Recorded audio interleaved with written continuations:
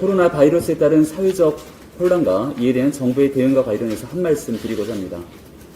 최근 결혼을 목전에 둔 예비 신혼부부들의 걱정과 한숨이 매우 크게 들립니다. 정부의 사회적 거리두기 2단계 격상에 따라 실내 집합 인원은 50명 이내로 제한해야 합니다. 통상 결혼을 준비하게 되면 200여 명 이상 하객이 올 경우를 산정해서 이에 해당하는 식비를 예비 신혼부부들이 계약을 하게 되죠. 하지만 정부의 방역 지침에 따라 50명 이상이 올 수 없게 될 경우 이 손해를 예비 신혼부부들이 모두 떠안게 되는 상황입니다. 문제가 커지자 공정거래위가 부랴부랴 사태 진화에 나섰습니다.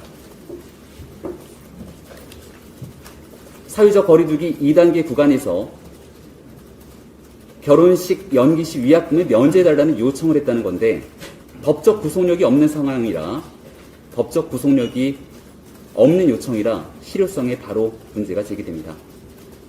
코로나 바이러스가 우리 사회에 심각한 문제로 대두된 지 벌써 반년도 넘는 시간이 흘렀습니다.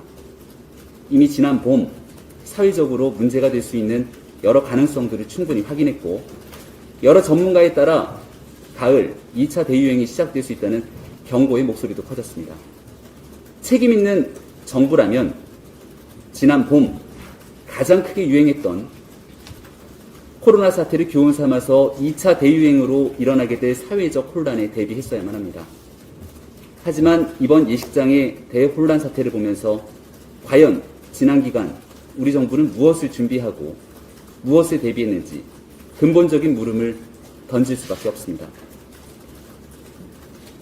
저출산, 3포 세대 같은 말로만 위로하지 말고 선의의 피해자가 발생하지 않게 정책적 대안을 마련해달라 라는 청년 세대의 목소리가 귀를 맴돕니다. 부동산 정책 실패에 따른 전세 대란으로 청년 세대의 주거 안정을 해친 것만으로도 모자라서 이제 관혼상제의 혼례를 치르는 과정에서도 그 모든 부담을 청년 세대에게 떠안기게 된다면 이런 정부가 과연 청년과 국민을 위하는 정부라고 말할 수 있겠습니까?